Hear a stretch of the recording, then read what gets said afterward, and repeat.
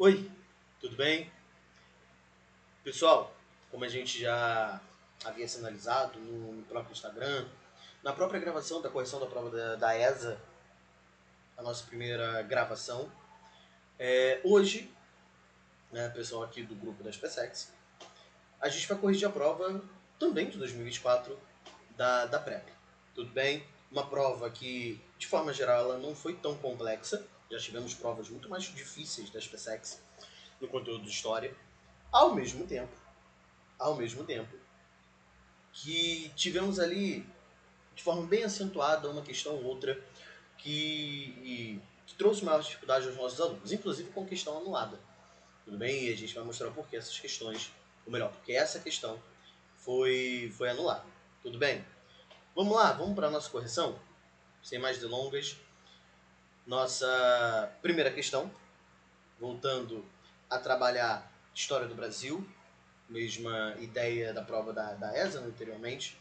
E você vai perceber, mesmo que você, aqui no grupo da SpaceX, mesmo que seu foco seja a PrEP, mas perceba como as questões, principalmente, óbvio, de História do Brasil, tanto da ESA quanto da SpaceX, com o tempo elas vêm cada vez mais se tornando parecidas. Questão de número 1. No período dos governos militares, 64 a 85, houve um momento de acentuado desenvolvimento econômico e espetacular expansão da economia brasileira, conhecido como milagre econômico ou milagre brasileiro. Milagre econômico, ou como ele coloca aqui, milagre brasileiro, está totalmente ligado a quê? Está totalmente ligado ao governo de Emílio Garrastazu Médici, que governa entre os anos de 69 e 74. Tudo bem? E aí, fica atento para o seguinte, o governo Médici é de 69 a 74. Professor, e o milagre econômico?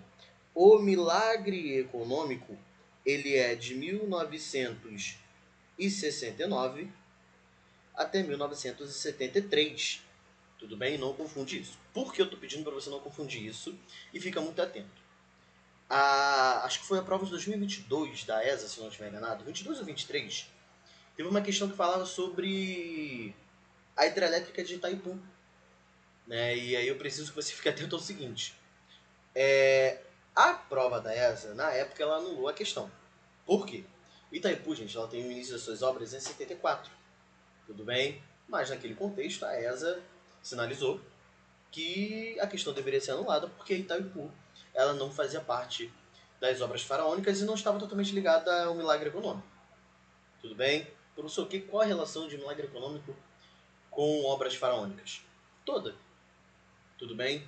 O milagre econômico, gente, o milagre econômico é questão de fato econômica, né? Então a gente está falando ali de um PIB brasileiro que vai girar em torno de 10% ao ano, tendo seu auge, por exemplo, em 73, batendo 14% ao ano. O Brasil cresce, né, economicamente 14% ao ano. Há um aumento das riquezas no Brasil, há um aumento dos investimentos no Brasil, mas claro, de forma concentrada. Tudo bem? Sem essa divisão de renda. Porém, muito desse milagre econômico está associado a dois pontos: aos investimentos estrangeiros que chegam em massa no Brasil naquele contexto e também aos empréstimos que o governo brasileiro vai acabar pegando com países estrangeiros, tudo bem? Com o próprio FMI, com o próprio Banco Mundial, tudo bem?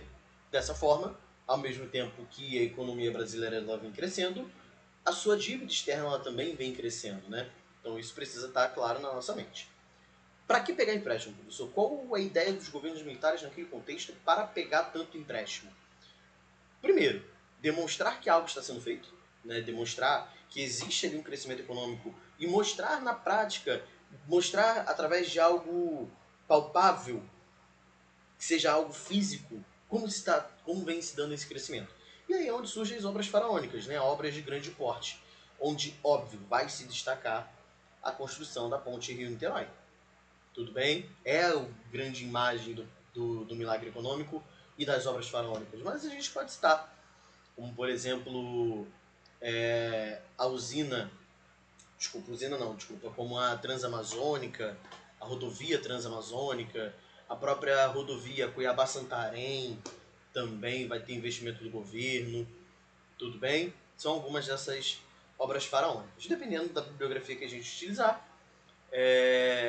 pode se encaixar também a hidrelétrica de Itaipu. Tudo bem? Mas fique atento como no que a gente citou lá no início. Pode ser encaixado a hidrelétrica de Itaipu no contexto do milagre econômico, assim como não pode, como a ESA fez na prova 2022 ou 2023, anulando a questão. Tudo bem? Bom, seguindo aqui. A respeito desse momento histórico, ou seja, a respeito do período do milagre econômico, o que é correto afirmar? Letra A. Deveu-se em grande parte ao ingresso maciço de capitais estrangeiros. Ingresso maciço, a entrada de capital estrangeiro. O professor está falando dos empréstimos? Também. Mas ele pode estar falando aqui, de forma indireta, por exemplo, dos investimentos estrangeiros feitos no Brasil.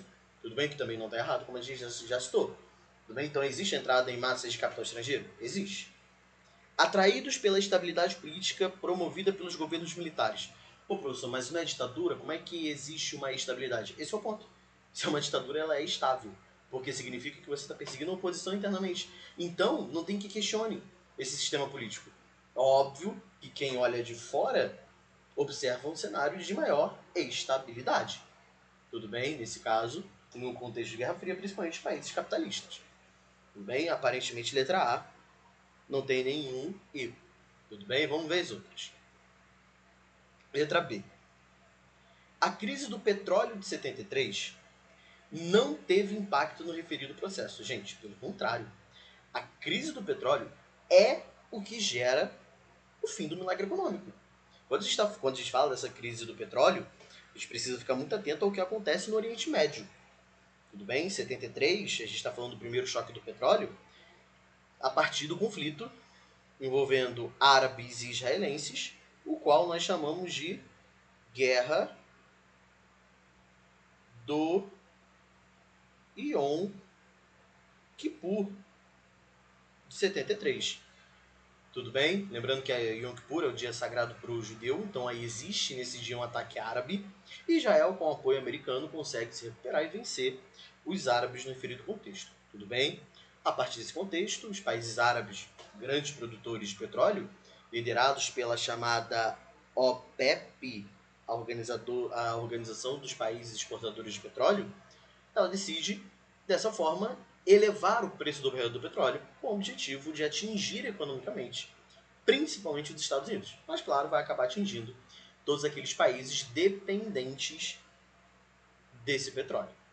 Tudo bem? Um deles, o Brasil. Mesmo com a existência da Petrobras, o Brasil ainda não é um país autossuficiente, beleza? Em relação ao petróleo. Então a letra B está incorreta. A crise do petróleo ela tem grande impacto no cenário de crise de fim de milagre econômico. Letra C. Contribuíram para tanto as altas taxas de juros praticadas no mercado internacional à época. Percebe que não faz sentido? Porque a pergunta é, a respeito do milagre econômico, as altas taxas de juros no mercado internacional favoreceu a existência do milagre econômico? Claro que não. Porque se o Brasil é um país que está necessitando da entrada de capital estrangeiro, necessitando da entrada da entrada de empréstimos estrangeiros, se esses juros estão altos, existe uma dificuldade para você ter o ingresso desse capital. Logo, o milagre econômico ele só é possível porque os juros praticados no mercado internacional estão baixos. Tudo bem? É o oposto aqui nesse contexto.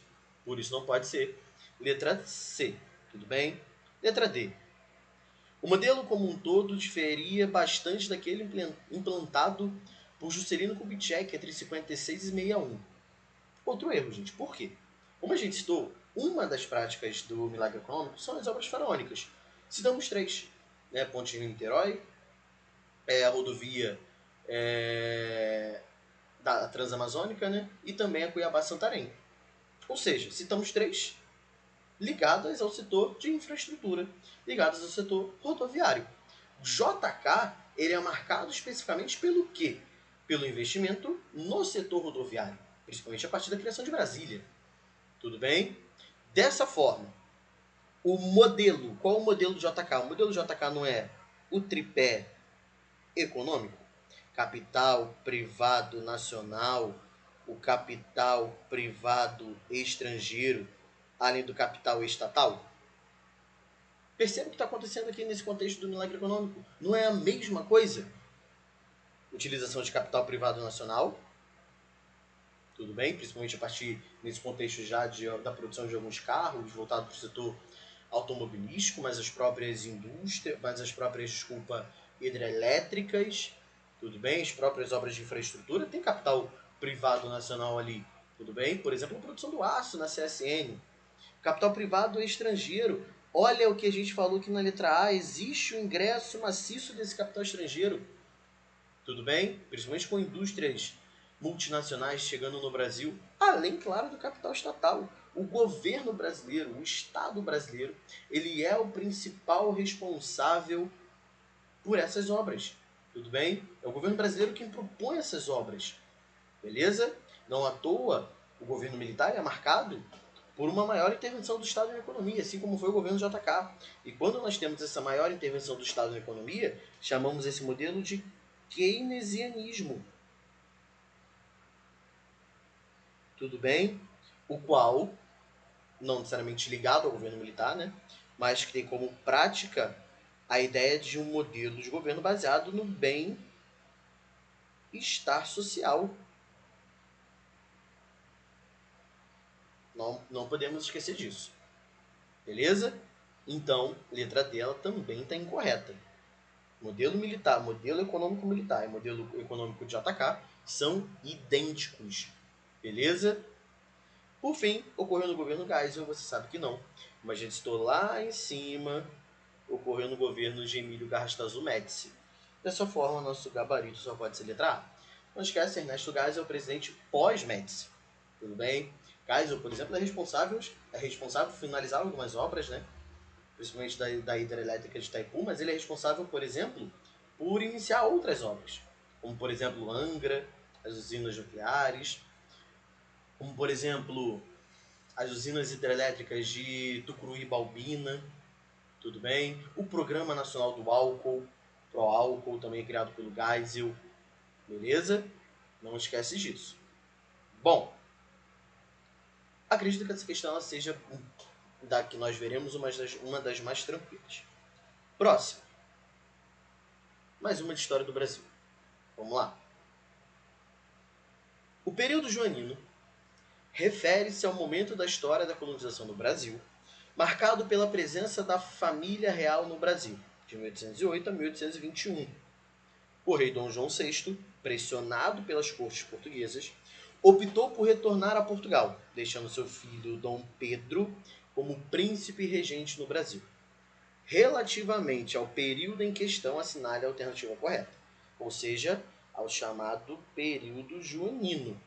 Beleza? Não podemos esquecer disso. Letra A. Com a elevação à categoria de Reino Unido a Portugal e Algarves, a fim de legitimar a permanência do príncipe regente no território americano e permitir a participação portuguesa no Congresso de Viena, o Brasil, na prática, seguia como colônia. Isso aqui está correto. Porque vamos observar de novo, vamos por partes nessa letra A. Com a elevação do Brasil à categoria de Reino Unido a Portugal e Algarves, isso ocorre no ano de 1815. 1815 também é o mesmo ano de derrotas de Napoleão na Europa. Lembra que Napoleão, ao invadir Portugal, é o principal motivo para a chegada da família real no Brasil. Tudo bem? Ou da fuga da família real de Portugal, enfim. Dessa forma, no mesmo ano, nós temos o Congresso de Viena, que, dentre os seus princípios, falava sobre o retorno daqueles reis que foram retirados do poder por Napoleão para os seus respectivos tronos.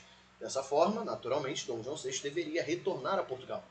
Tudo bem? Inclusive, o Congresso de Viena não aceitava que um rei ficasse em uma colônia, se estabelecesse em uma colônia. A fim de legitimar a permanência do príncipe regente no território americano e permitir a participação portuguesa no Congresso de Viena. Portugal quer ter papel fundamental no Congresso de Viena, claro, quer retomar seus territórios, mas Dom João VI não quer sair do Brasil. Dom João VI, ao elevar o Brasil à categoria de Reino Unido, o que ele deseja? Legitimar a sua permanência no Brasil. Teoricamente, o Brasil se torna, de fato, a extensão do reino português. Mas como ele cita no decorrer da alternativa, Na prática, o Brasil seguia como colônia, governada ainda por um rei português, mesmo que agora não se chamada mais de colônia, mas de Reino Unido. Tudo bem? Aparentemente parece gabarito letra A. Letra B. Segundo alguns historiadores, as medidas econômicas, culturais e administrativas adotadas por Dom João VI, então a gente fala ali de medidas como a própria chegada, né, do cenário administrativo português, o Ministério da Fazenda, a chegada da corte de forma geral, enfim, chegada do Ministério da Justiça, enfim, tudo isso no Brasil, desembarcando aqui no Brasil, tem um papel fundamental, né, no cenário administrativo, as medidas econômicas como a abertura dos portos, que dá fim ao Pacto Colonial em 1808, o tratado com a Inglaterra que beneficia os ingleses, tratado de comércio e navegação no cenário, o Brasil vai ter impostos reduzidos para produtos ingleses, chegando a uma taxa de 15%, comparando com Portugal, produtos portugueses chegam com taxa de 16% no Brasil. Tudo bem? Fica de olho nisso. Culturais, a gente vai ter uma série de reformas na capital, tudo bem? Criação, por exemplo, das escolas de medicina, criação da Biblioteca Real, da imprensa régia, das casas de banho, Casa da Moeda, Casa da Pólvora, Jardim Botânico, tudo isso voltado para esse cenário cultural. Tudo bem? Administrativo, óbvio, nós já citamos a chegada de toda a corte portuguesa, dos membros do governo, enfim, desembarcando no Brasil. Essas medidas adotadas por Dom João foram inócuas, ou seja, não tiveram tanta relevância para o processo de emancipação política do Brasil, já adiantado e praticamente inevitável. Claro que não, gente. A chegada da família real no Brasil, consequentemente a cobertura dos portos e a elevação à categoria de Reino Unido, é o principal impacto, é a principal ação para que nós pudéssemos ter o processo de independência em 1822. Tudo bem? Não podemos esquecer disso. Continuando. Letra C. Os franceses foram os grandes beneficiários da abertura dos portos. É o tipo de questão que a gente precisa ser rápido. Na hora da tua prova, é o tipo de alternativa que a gente precisa ganhar tempo. Franceses são os grandes beneficiados? Claro que não. É a Inglaterra. Tudo bem? Então você já mata a questão aqui. Não pode ser isso. D. Quase 2 décadas depois da Revolução Pernambucana ocorreu a Conjuração Baiana. Primeiro, de novo, tem que ser rápido aqui. Revolução Pernambucana ela é de 1817. Essa alternativa não faz o menor sentido, tá? Conjuração Baiana ela é de 1798. Porra, a Conjuração Baiana acontece antes. Não pode ser letra D. Tudo bem? Não pode ser. E letra E. A solução dinástica de deixar o filho como regente no Brasil não correspondia às pretensões das cortes de Lisboa, dominadas pelos interesses da burguesia portuguesa. Dessa forma, letra E está incorreta? Também não. Também não. Deixa eu até tirar minha câmera aqui, para que a gente possa enxergar toda essa letra E aqui. Ô professor, se a E não está errada e a não está errada, qual gabarito é essa questão anulada? Não. Fica atento no seguinte. Na letra A, ela diz assim: com a elevação à categoria de Reino Unido a Portugal e Algarves, a fim de legitimar a permanência do príncipe regente. Temos um problema aqui. Por quê? Qual seria esse problema? Essa ideia principalmente do príncipe regente. Por quê? Quando Dom João VI eleva o Brasil à categoria de Reino Unido, deixa eu voltar com a câmera aqui, né? Eu tô na letra A. Quando ele eleva o Brasil à categoria de Reino Unido, não necessariamente ele quer legitimar a permanência de Dom Pedro I, que seria essa ideia do príncipe regente. Já que Dom João não é príncipe, é rei. Tudo bem? Na prática, ele quer legitimar a permanência de quem? Do príncipe? Não. Ele quer legitimar a permanência dele mesmo enquanto rei. Tudo bem? Aí tu pergunta, pô, professor, tá, beleza, entendi qual o erro da letra A. É essa frase, tá? Qual o erro da letra, ou melhor, por que a E é o gabarito então? Deixa eu tirar a imagem aqui de novo, pra gente observar toda essa letra E, ó. A solução ginástica, ele coloca entre parênteses ainda para dizer, ó, não necessariamente é isso, mas para facilitar a gente colocou entre aspas. A solução de deixar o filho como regente do Brasil não correspondia às pretensões das cortes de Lisboa. Não à toa, isso não é um desejo das cortes. É um desejo de Dom João VI. Tudo bem? De deixar seu filho aqui. Claro, gente, que ao deixar o seu filho aqui, o processo de independência ele é muito mais facilitado. Tudo bem? Dessa forma, por que as cortes de Lisboa, liderados pelos interesses da burguesia, não gostam da permanência de Dom Pedro I no Brasil? Isso tem um motivo. Tudo bem? Vale ressaltar que essa burguesia desejava, vou colocar aqui da mesma forma que ele colocou, né, entre parênteses, uma recolonização do Brasil. Ou a gente pode colocar como uma restauração do pacto colonial com o Brasil. Tudo bem? Por isso não atende às pretensões da burguesia. E por isso que Dom João VI vai receber críticas em Portugal, e dessa forma, ele, mesmo com todas as críticas, ele mantém seu filho no Brasil. Nosso gabarito, letra E. Espero ter sanado as dúvidas. Tudo bem? Essa questão ela não é tão difícil, mas tem aquele pequeno erro ali na letra A. Beleza? Então fica atento em relação aos termos utilizados. Beleza? Próxima. Chegamos à questão anulada agora. Essa, de fato, é a questão anulada da prova de 2024. Por quê? Vamos com calma.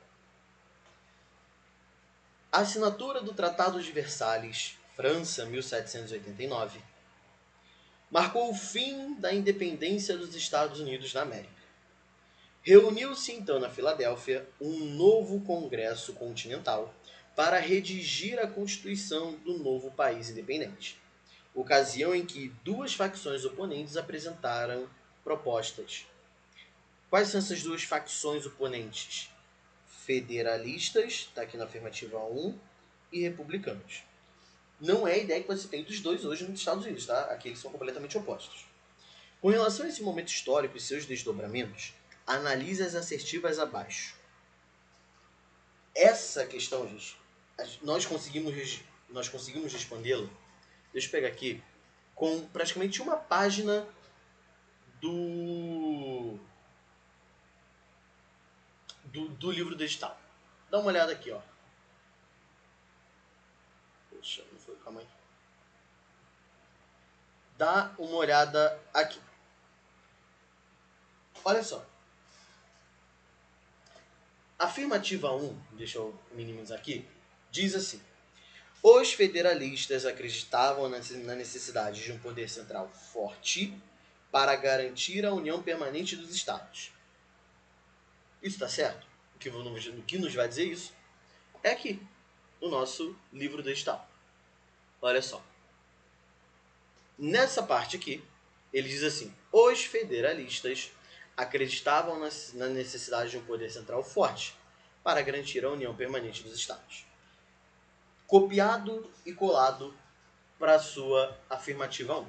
Dessa forma, a gente não tem o que questionar. A afirmativa 1 está correta. Beleza? 2. Vamos lá, vamos cá. Se a 1 está certa, a gente elimina letra B, elimina letra D, até por enquanto. Afirmativa 2. Os republicanos defendiam a instauração de um poder central fraco e a concessão de grande autonomia para os estados. Vamos lá, de novo. Os republicanos defendiam a instauração de um governo central fraco e a concessão de grande autonomia para os estados. Gente, tá acima. Olha lá. Diz exatamente assim, olha aqui. No início do parágrafo, ó. Os republicanos defendiam a instauração de poder central fraco e a concessão de grande autonomia para os estados. Gente, copiado e colado novamente. Dessa forma, a afirmativa 2 também está correta. Se a 2 está correta, a gente elimina a letra E. Então sobra a letra A e letra C. Letra C diz assim: as tendências conflitantes foram combinadas, adotando-se uma república federativa, dotada de um poder central forte e atribuindo relativa autonomia aos Estados-membros. Voltamos para o livro. Olha só.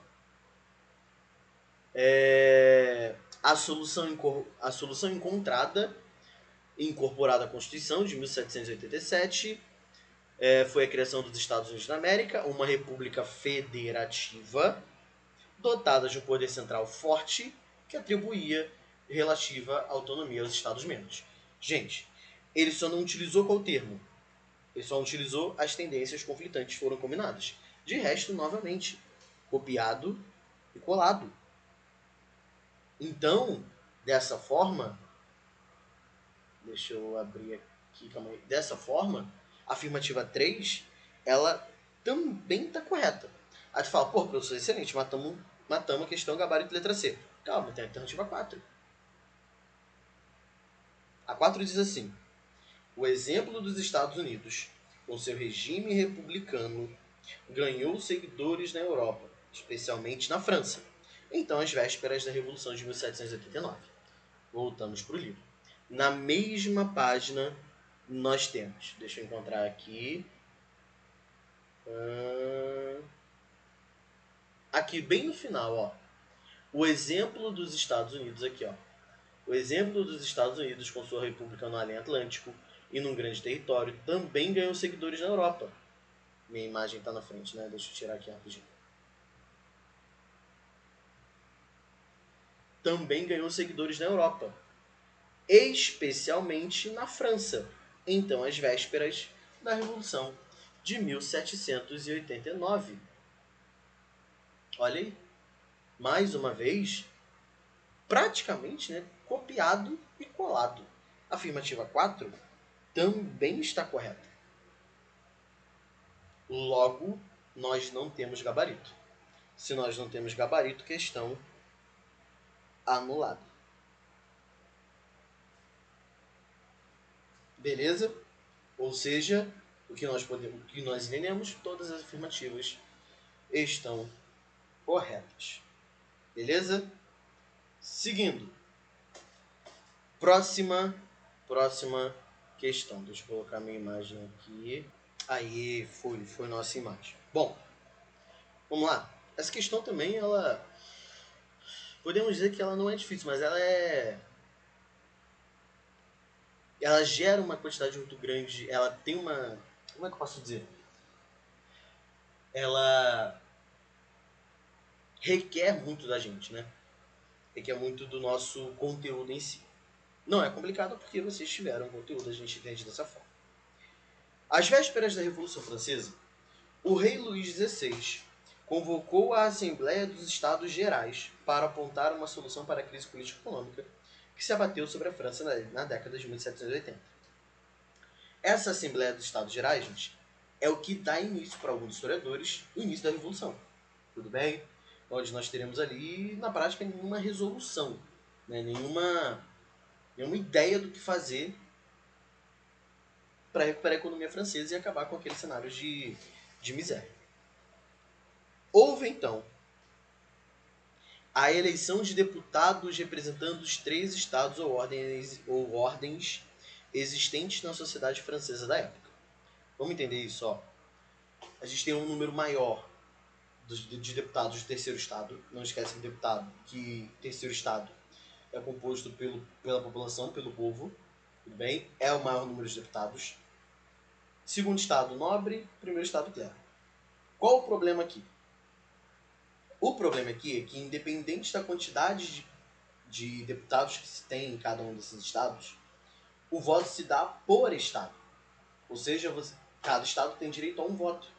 Se a gente está falando de uma sociedade francesa baseada nos privilégios concedidos ao primeiro e ao segundo estado, é praticamente óbvio que tanto clero quanto nobreza vão sempre votar iguais. Tudo bem? Vão sempre votar ao seu favor. Logo, o terceiro estado não consegue ter ação nenhuma nessas assembleias. No contexto da Assembleia dos Estados Gerais de 1789, é onde começa todo o problema, porque quem questiona isso? Robespierre. Tudo bem? Robespierre é responsável por questionar esse sistema de votação e deseja a implementação do sistema por cabeça, por quantidade de deputados e não por estado. Tudo bem? Bom, continuando aqui. Nobre, clero e população em geral. Uma série de impasses e conflitos entre os eleitos e entre estes e o rei levaram à proclamação de uma Assembleia Nacional Constituinte pelo terceiro Estado. Essa Assembleia Nacional Constituinte vai gerar a criação da primeira Constituição Francesa, o que a gente chama de uma Constituição monárquica, tudo bem? Mantém-se a figura do rei, tudo bem? Mantém-se a figura de Luís XVI no poder. Relativamente ao assunto Revolução Francesa, até esse processo da proclamação da Assembleia Nacional Constituinte. Relativamente ao assunto, assinale a alternativa correta. Letra A. Na Assembleia dos Estados Gerais, foi aceita e instituída a mudança do sistema tradicional de voto. A gente até citou isso agora há pouco, né? Que é uma ideia proposta pelo Robespierre. Mas é óbvio, gente, que o primeiro e o segundo Estado não vão aceitar isso. Tudo bem? É óbvio que eles não vão aceitar.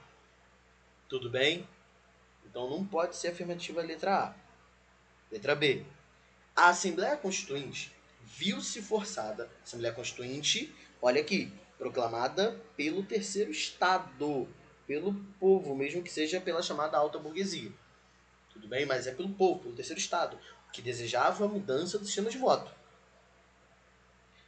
A Assembleia Constituinte viu-se forçada a tomar atitudes para acalmar os ânimos dos revolucionários que agiam com violência no país. Lembrando que após a Assembleia dos Estados Gerais e, consequentemente, a Assembleia Nacional Constituinte, é o momento que nós vamos ter queda da Bastilha, a invasão ao Palácio de Versalhes, a prisão do rei e da rainha, tudo bem? É nesse contexto. Então já se iniciou o processo violento na Revolução, beleza? Episódios que ficaram conhecidos como o Grande Medo. Pode ser nosso gabarito. Aqui pode ser. Tudo bem? O Grande Medo, gente, é um momento em que nós temos essas ações ali no centro, né, em Paris, mas ao mesmo tempo essa revolução ela vem se espalhando por toda a França, tudo bem? Principalmente no campo. É o momento que nós vamos ter, por exemplo, a morte de senhores, de donos de terra, a morte de padres, destruição de igrejas no interior da França, beleza? C. A convocação da Assembleia Geral dos Estados, que seria a Assembleia dos Estados Gerais, ocorreu regularmente ao longo dos anos dos reinados anteriores. Claro que não. Claro que não. Aproximadamente 100 anos não acontecia a convocação da Assembleia dos Estados Gerais na França, antes das 1789. Bem, então não pode ser letra C. D. O episódio ocorrido por ocasião da instalação da Assembleia dos Estados Gerais entrou para a história como juramento de jogo de pela. Até aqui está correto. Tudo bem? É o momento em que os deputados do seu estado invadem a Assembleia dos Estados Gerais, tomam o poder à força, tudo bem? Principalmente ali, claro, a alta burguesia. Feitos pelos representantes dos 3 estados. Olha o erro. Olha o erro. É feito pelos representantes dos 3 estados? Claro que não, é feito pelos representantes do terceiro estado. Cuidado com essas palavras utilizadas. Tudo bem? Não pode ser. Só para a gente finalizar essa questão do jogo da pila, inclusive é um momento em que o Robespierre proclama o lema da Revolução, né? O Liberté, Igualité e Fraternité. Tudo bem? Inclusive tem um quadro que representa isso, né? Em cima de uma cadeira, falando para lutar como irmãos, a ideia da fraternidade, lutar pela liberdade, lutar pela igualdade, enfim. É nesse contexto. E quando ele cita ali, né, o juramento do jogo da pela, é no salão em que eles se encontram, né? O salão onde ocorriam esses jogos. Por isso não pode ser letra D. Letra E. O Papa aceitou as determinações da Assembleia Constituinte, deixando os sacerdotes duas opções: sair da França ou lutar contra os revolucionários. Claro que não. Claro que o Papa não aceita, né? A ideia da igreja está perdendo poder, o Papa não vai aceitar isso. Então não pode ser letra E. O gabarito só nos resta marcar a letra B. Tudo bem? Aqui, de fato, aqui necessitava de um bom conhecimento de Revolução Francesa para que a gente pudesse matar essa questão. Tudo bem? Mas eu sei que vocês tiveram. Show? Próximo. Próxima questão, e é o tipo de questão que a gente não pode errar. É o tipo de questão que não podemos aceitar erros. Inclusive, essa prova de 2024 da SpaceX, nós tivemos o que chamamos de algumas questões dadas da prova, né? Algumas, não foi uma só não. Apesar do poder da Igreja Católica ao longo da história, nem todas as pessoas seguiam rigidamente suas doutrinas. Os grupos que se desviavam dos ensinamentos católicos eram perseguidos pelas autoridades religiosas acusadas de praticar heresia. Praticar heresia, praticar heresia, heresia é tudo aquilo que vai contra a fé católica. Tudo bem? Um dos principais marcos no combate às ditas heresias foi a instituição em 1231, em meio à Idade Média. Idade Média nesse contexto, se a gente quiser aprofundar ainda mais, a gente fala do período da Baixa Idade Média. Lembrando que a Baixa Idade Média ela tem seu início ali por volta do século XI. Tudo bem? Finalzinho do século X, início do século XI. Beleza?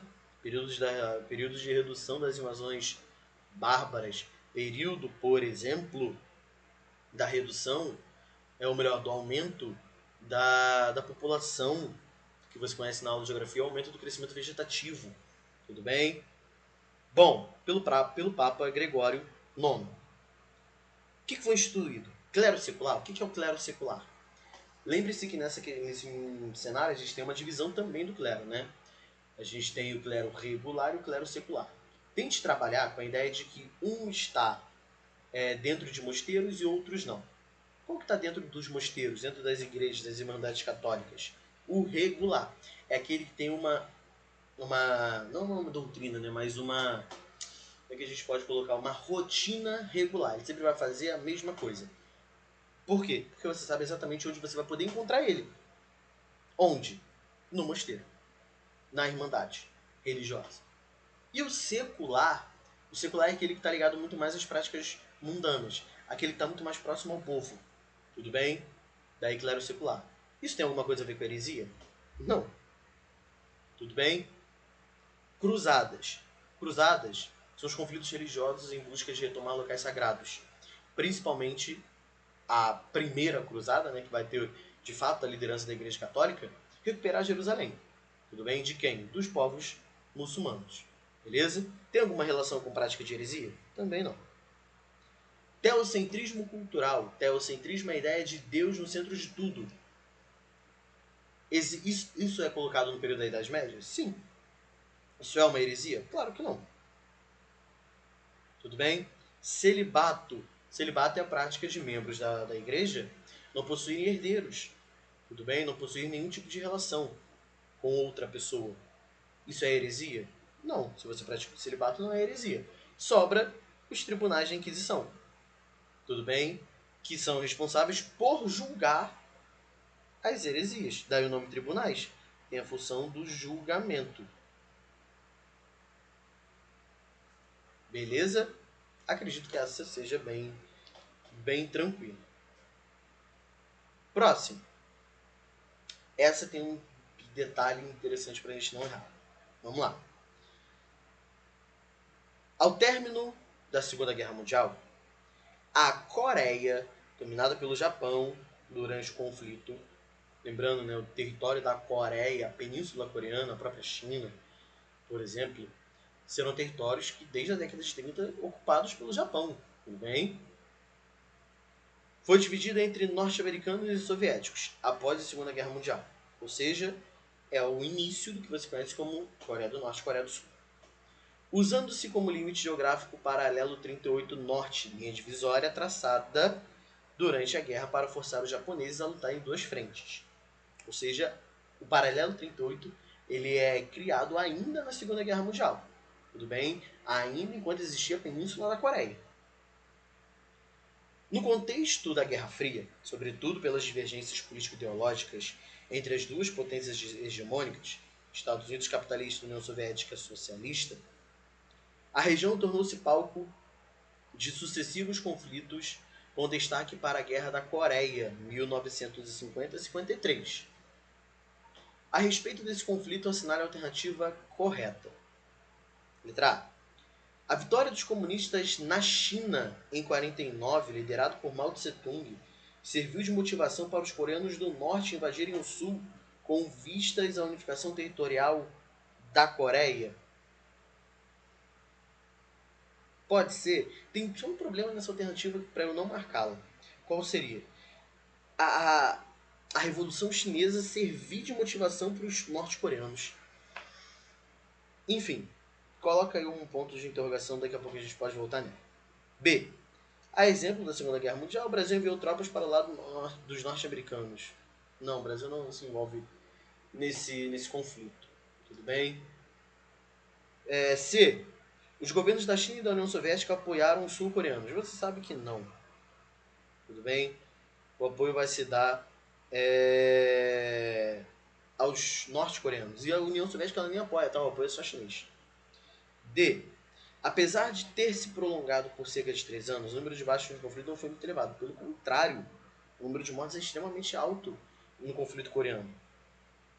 Letra E. No contexto da nascente Guerra Fria, foi a primeira guerra por procuração, isto é, sem envolvimento de tropas dos Estados Unidos e da China. E aí? Fica atento a essa parada. Por quê? Na letra E, gente, mas pedir para vocês ficarem atentos, é o seguinte.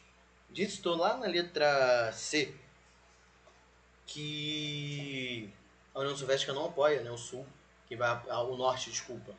Quem apoia militarmente o Norte é a própria China. Tudo bem? Então, se a gente fosse olhar para uma ideia de Guerra Fria, seria entre China e Estados Unidos, né? Os Estados Unidos apoiando o Sul, a China o Norte. Inclusive enviando tropas, os dois, tudo bem? O que torna a letra E incorreta. E dessa forma, nosso gabarito só pode ser a única dúvida que nós tivemos, letra A. Tudo bem? Por quê? Vamos lá de novo. Ó. A vitória dos comunistas na China em 49, isso aqui auxilia muito, né? A questão de colocar a data. A Revolução Chinesa ela acontece em 49, a Guerra da Coreia inicia em 50. O principal objetivo dos norte-coreanos, unificar a Coreia sobre um único regime socialista. Tudo bem? Por isso apoio e inspiração na Revolução Chinesa. Liderados por Mao Tse-tung, no caso a China, serviu de motivação para os coreanos do norte invadirem o sul, com o objetivo de unificar o território coreano. Correto. Perfeito. Tudo bem? E lembrando que a letra E tem um principal erro, né? Que é sem o envolvimento de tropas dos Estados Unidos e da China, pelo contrário. Nós teremos o envolvimento dessas tropas no conflito. Show! Próximo. Boa questão, também não se pode errar. Também, inclusive, passarei por ela de forma um pouco mais rápida. Ó. A integração da América ao contexto europeu deu-se por meio do colonialismo mercantilista, em que várias cortes europeias partiram para a montagem e exploração dos impérios coloniais. Estabeleceu-se um conjunto de normas que regulamentava as relações entre as colônias e metrópoles, chamado por muitos historiadores. Gente, regulamentava normas, ou melhor, conjuntos de normas que regulamentavam as relações entre colônia e metrópole só pode ser pacto colonial. Toda vez que a gente fala em pacto colonial, lembra disso aqui, ó. Metrópole. Quem é aluno de Elísio lembra disso, ó. Metrópole, colônia. Como é que a gente faz isso aqui? Presta atenção, ó. O que a colônia ela pode oferecer para a metrópole? Qual o principal objetivo da metrópole em relação às colônias? A gente cita aqui, por exemplo, produtos. Tá balançando um pouco aqui, calma aí. Produtos. Bom, pessoal, peço perdão, acabei pausando a gravação para beber uma água. Esqueci de retornar. Bom, voltando aqui na letra E, ela tem um erro, tá? Essa letra E ela não pode ser gabarito. Pelo quê? Por qual fato, né? Diz assim, no contexto da nascente Guerra Fria, foi a primeira guerra por procuração, isto é, sem envolvimento das tropas dos Estados Unidos e China. Está quase correto. O problema é que existe envolvimento das tropas dos Estados Unidos e China. Tudo bem? De novo, o envolvimento não é das tropas dos Estados Unidos e da União Soviética. É de China, tá? Pelo amor de Deus.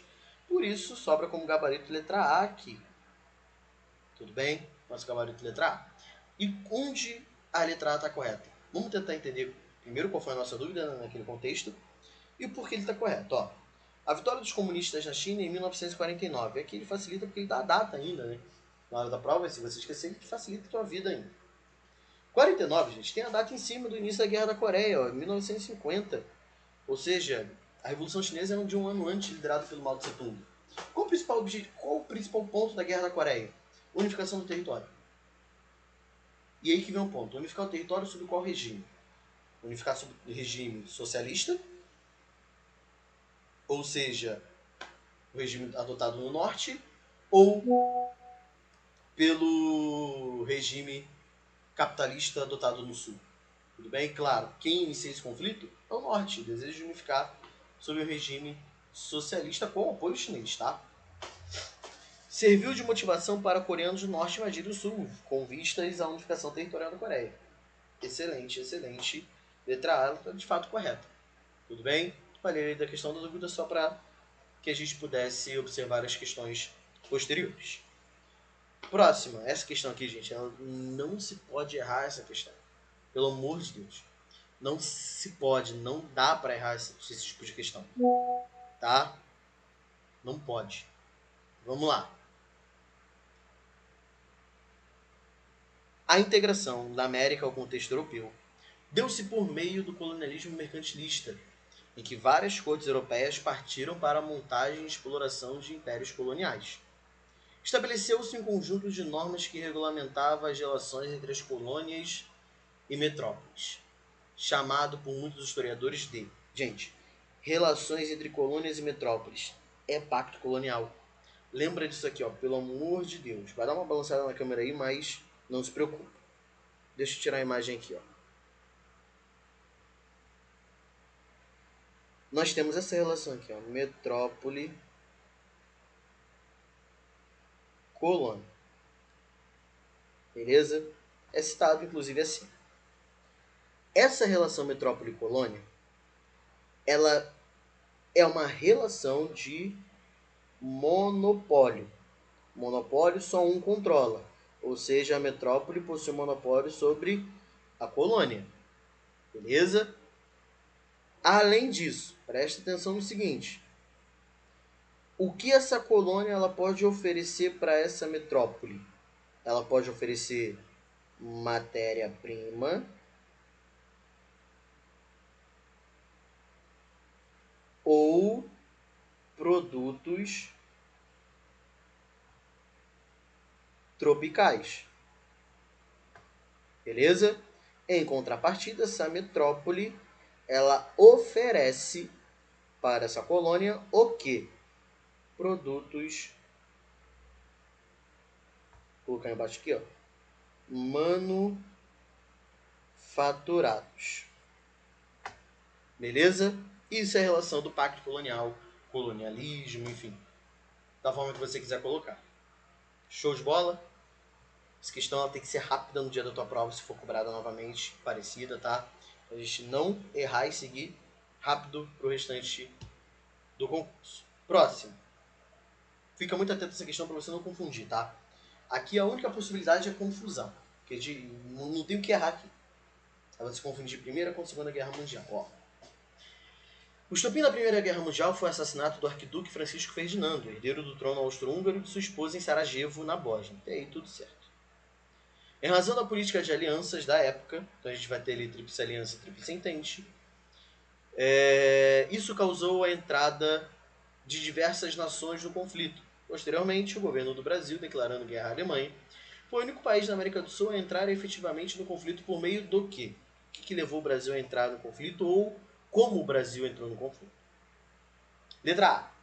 Envio de uma força expedicionária de cerca de 25 mil homens? Não. Pô, professor, mas eu estudei essa parada. Não, isso aqui é na Segunda Guerra Mundial. Tudo bem? Por isso que eu falei aqui que o único problema é se você confundir. Tá? Envio de uma força expedicionária, que é a FEB, Segunda Guerra Mundial. A pergunta é sobre a primeira. Tá? Não confunde, pelo amor de Deus. Bom, inclusive, né, em 2023, a SpaceX cobrou, numa das alternativas do seu concurso, também na parte de história, uma alternativa, uma afirmativa muito parecida com essa, né? Palavras sobre o envio de homens e mulheres. Cerca de 25 mil soldados, né, entre eles homens e mulheres. Mas lá era sobre a Segunda Guerra Mundial, estava correto. B. Cooperação com tropas portuguesas. Portugal quase não tem influência na Primeira Guerra Mundial. Deixa eu tirar aqui a minha imagem para a gente ver ali a letra E por completo. Letra C. Envio de viaturas militares e materiais de artilharia. Não faz o menor sentido. O Brasil na Primeira Guerra Mundial ele praticamente não entra em solo europeu.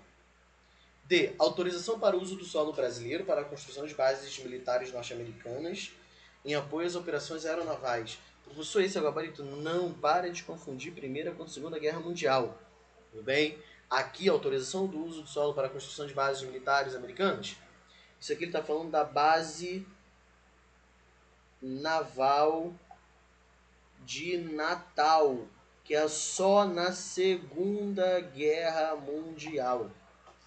Tá? Pelo amor de Deus, não vai confundir isso. Tá beleza? Bom, seguindo.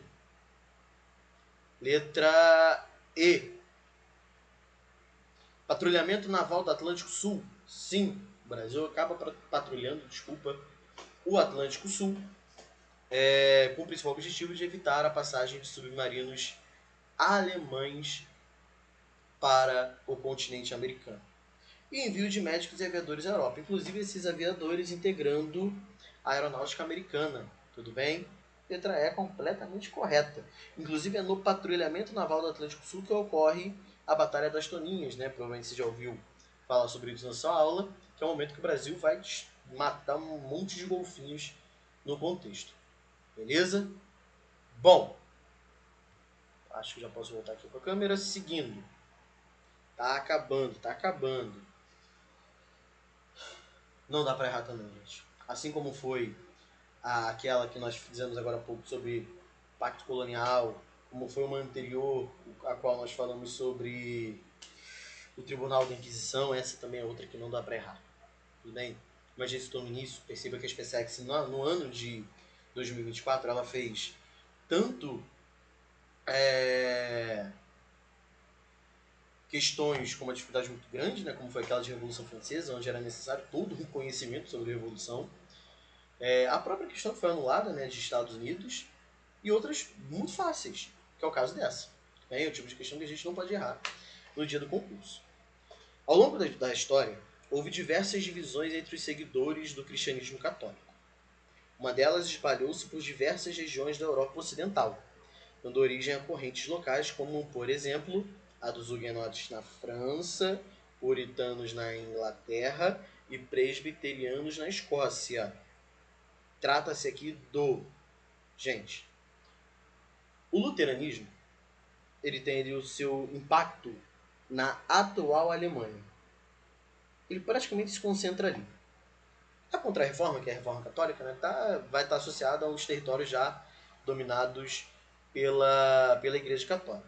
O Calvinismo, que é o nosso gabarito, além dessas regiões citadas, né, França, Inglaterra e Escócia, é de fato a doutrina religiosa, que não o catolicismo, que mais vai se difundir pela Europa, e que também poderíamos colocar aqui a Suíça, além dos já citados. Tudo bem? O anglicanismo ele se concentra no território da Inglaterra. Beleza? O Cisma do Oriente, gente, é uma divisão dentro da Igreja Católica, que vai acabar fundando a Igreja Ortodoxa no Oriente, tudo bem? Ainda na Idade Média. Tudo bem? Então não entra nesse cenário de séculos XVI, XVII, das reformas religiosas, não. Tudo bem? De novo, a gente não pode errar esse tipo de questão, tá? Pelo amor de Deus. Próxima. Bom, vamos lá.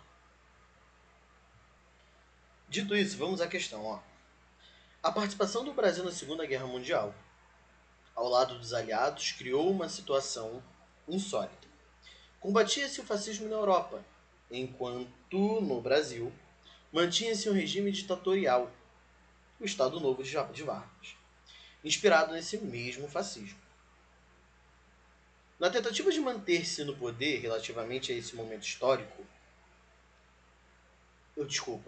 na tentativa de se manter no poder, né?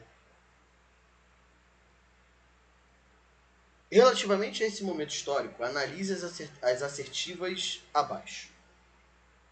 Afirmativa 1. Muitos acreditavam que o retorno dos pracinhas da FEB, Força Expedicionária Brasileira, aceleraria o processo pois após derrotar a ditadura na Europa, completaria o trabalho fazendo o mesmo no Brasil. Deixa aquele ponto aqui, ó.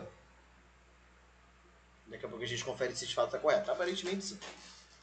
2. Apesar da violência com que a ditadura os tratou, Luiz Carlos Prestes e o Partido Comunista Brasileiro apoiaram Vargas, seguindo orientações de Moscou. Essa afirmativa é muito pesada. Por quê? Se a gente for lembrar, lá em 35, gente, ainda durante o governo constitucional de Vargas, nós tivemos a ditadura comunista, Luiz Carlos Prestes foi um dos líderes, juntamente com sua esposa, Olga Benário. São derrotados por Vargas. Olga Benário, que era a esposa de Luiz Carlos Prestes, é enviada para a Alemanha nazista, executada.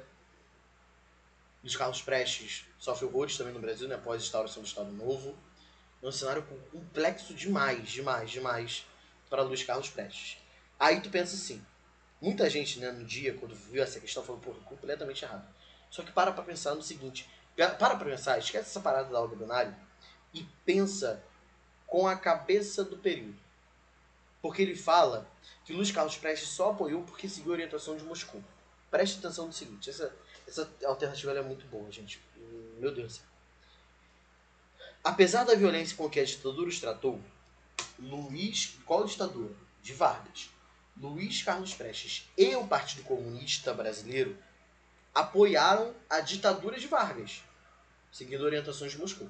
Por que Moscou desejava Vargas no poder? Por que Moscou desejava a continuidade da ditadura de Vargas? Claro que tem um motivo para isso. Moscou entendeu, quando ele fala Moscou é a União Soviética, tá? Moscou entendeu o seguinte: se Vargas sair do poder e se instaurar uma democracia, os Estados Unidos vão prevalecer sobre o território. Que de fato foi o que aconteceu, né? Mas se manter Vargas, a gente ainda pode tentar trazer esse cara para o nosso lado. Entendendo dessa forma, Luiz Carlos Prestes e o Partido Comunista vão apoiar Vargas. Apenas com olhar político. Tudo bem? Apenas com olhar político, como nós estamos agora há pouco. Então essa afirmativa está correta. 3. Na campanha eleitoral para as eleições presidenciais de 45, Vargas fazia um jogo político ambíguo. Apoiava o general Dutra como candidato à presidência, que inclusive havia sido ministro da guerra de Vargas, nas eleições, tá, de 45, pelo amor de Deus. Mas também estimulava um movimento popular que pedia sua permanência no poder. Qual o nome desse movimento popular que pedia a permanência de Vargas no poder? Queremismo. Queremismo vem de queremos Vargas, queremos Getúlio. Onde? No poder, independente de qualquer coisa. Tudo bem? Então a afirmativa 3 ela também está correta. Beleza? Bom, se a gente observar as alternativas, por enquanto 2, 3 corretas e 1 naquela dúvida que a gente vai falar daqui a pouco sobre ela. Não pode ser letra A, porque a 3 está correta. Tudo bem? Letra B a gente precisa ver a 4. Letra C também. A D ela está errada porque a 2 está correta. Mesma coisa a letra E. A gente fica entre letra B e C. 4. O termo queremismo, tu já sabe, a gente acabou de falar o que é o termo queremismo na alternativa 3. É o movimento de queremos Getúlio, o movimento popular que desejava a permanência de Vargas no poder. Tudo bem? Era derivado dos gritos queremos democracia. Não, queremos Getúlio. Dos grupos populares contrários ao Estado Novo. Pelo contrário, por grupos populares a favor do Estado Novo. Afirmativa 4 completamente errada. Se a 4 está errada, não pode ser letra B. Resta a letra C como gabarito. Porque a 1 está correta? Porque a 1 diz: muitos acreditavam que o retorno dos pracinhas da Força Expedicionária Brasileira aceleraria o processo. Qual o processo? De derrubada do Estado Novo e implementação de uma democracia. Por quê, gente? No Estado Novo, durante a Segunda Guerra Mundial, Vargas vive uma situação ambígua. Inclusive, isso é citado em algum momento, né?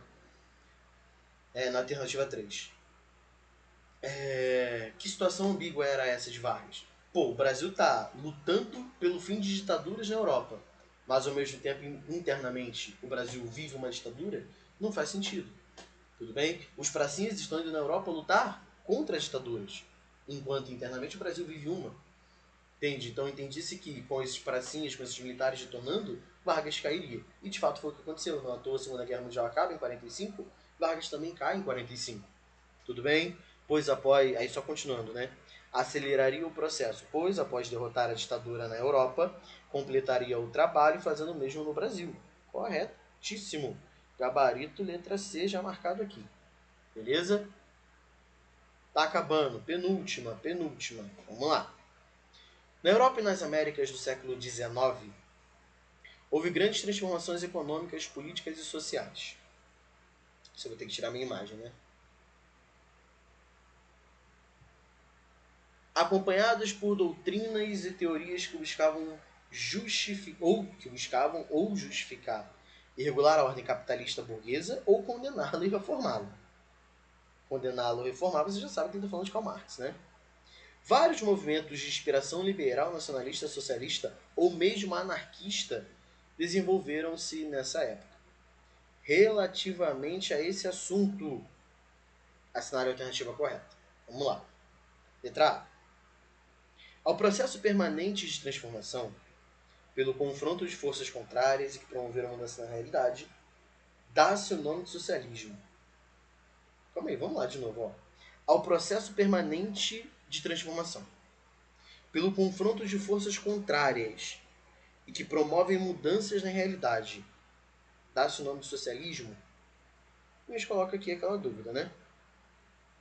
Vamos ver as próximas. B. A criação de uma sociedade igualitária, a abolição da propriedade privada e o Instituto da Propriedade Coletiva são ideias presentes tanto no socialismo como no anarquismo. Questão até agora boa, hein? Fica a dúvida também. C.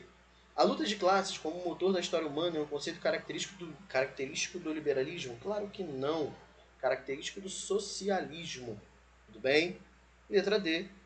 Os ideais nacionalistas acabaram por retardar os movimentos pela unificação da Itália e da Alemanha. Pelo contrário, os ideais nacionalistas são os responsáveis por esse processo de unificação na Alemanha e na Itália. Letra E. Karl Marx e Engels foram os principais teóricos do socialismo utópico. Fica a dúvida novamente. E aí? Perceba que a maior dúvida de todos nós é em relação à prática socialista. Isso significa que qual é o gabarito? Vamos ao gabarito?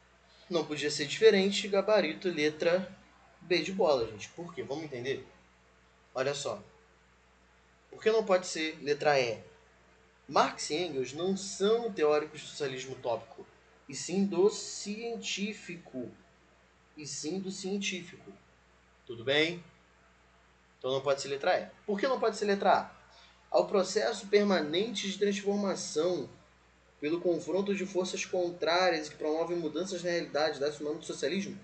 Não, você não necessariamente de socialismo, você pode dar outros nomes também. Então não pode ser letra A também. Beleza? Só pode ser letra B. Show de bola? Questão chata essa. Questão que dificilmente a SpaceX cobra, né? Falando ali sobre teóricos ou teorias do século XIX, doutrinas políticas do século XIX, né? Melhor dizendo. Nossa última questão. Acho que dá para voltar com a nossa imagem aqui. Deu uma travada aí, mas já se estabeleceu. Também não pode errar, hein? Também não pode errar, tipo de questão que não pode errar, ó. Há um movimento social, intelectual e filosófico que se desenvolveu principalmente na França e Inglaterra entre os séculos XVII e XVIII, principalmente o século XVIII, chamado de século das luzes, em que diferentes pensadores formularam teorias defendendo a liberdade de expressão, igualdade jurídica entre as pessoas e a tolerância religiosa, além do liberalismo político e econômico, com base na divisão de poderes e governos representativos. Dá-se o nome de Renascimento. Renascimento é século XV e XVI. Mercantilismo ilustrado é questão econômica, pensamento econômico ali do século XV, XVI e XVII. Acabou de sair o 17. Século XV ao 17, podemos colocar assim. Despotismo esclarecido ou despotismo ilustrado. E essa ideia do despotismo, gente, é o monarca que vai adotar medidas ou adotar algumas medidas iluministas. Tudo bem? Promover reformas no seu governo iluministas. A gente cita, por exemplo, talvez o maior exemplo para nós, né? O rei Dom José I em Portugal, a partir da figura do seu ministro, Marquês de Pombal. Tudo bem? Não é isso ainda. O despotismo esclarecido é uma consequência do iluminismo, que é o nosso gabarito. Tudo bem? Empirismo também não pode ser, tá ligado ali a ideia só do século XVII. Tudo bem? Questão essa que a gente não pode errar. Não esquece, quando a gente fala de iluminismo, claramente a gente precisa citar os direitos naturais. Tudo bem? Baseado principalmente no que foi citado na questão. São 3 direitos, né? Do ser humano: direito à vida, direito à liberdade, isso engloba a liberdade religiosa, liberdade de expressão, liberdade individual e assim por diante. Além da vida da liberdade, a gente precisa citar também o direito à propriedade. Claro que com o tempo vão surgindo outros direitos, né, como o direito à igualdade jurídica, a questão da adoção do liberalismo político, adotado por grande parte desses iluministas, assim como o liberalismo econômico também. O liberalismo econômico, liderado principalmente pelo Adam Smith no século XVIII, a partir do seu livro A Riqueza das Nações, de 1776. Beleza? Bom, fechamos a nossa correção da prova da SpaceX de 2024. Espero que você tenha gostado. Tudo bem? Espero que você tenha retirado todas as suas dúvidas. Isso é extremamente importante. Tudo bem? E conto com você aqui para poder aderir ao nosso curso. Tudo bem? Nosso curso intensivo. Lembrando, é só as primeiras aulas, né, as primeiras correções. Essa aqui da SpaceX também será disponibilizada no YouTube, assim como foi a da ESA. Se você não viu a da ESA ainda, assista. E vem conosco, vem aderir o nosso curso com valor promocional até a data da prova. E iniciar esse processo de correção de questões, de provas anteriores. Lembrando, né, novamente, como já foi dito, se você não segue lá no Instagram, o Instagram tá passando aqui embaixo, ó, você tá vendo aqui, tá? Segue lá que durante esses dias a gente vai postando algumas questões, corrigindo uma ou outra via Reels, via Stories. Então você pode conferir por lá, tudo bem? E claro, mandar a sua sugestão, mandar a sua questão por lá para a gente corrigi-la em vídeo, tudo bem? Então, mais uma vez, espero que você possa adquirir, né, o nosso curso, tanto da ESA ou da SpaceX. E, claro, torcendo para a sua aprovação, viu? Um forte abraço e até o próximo, viu? Fui!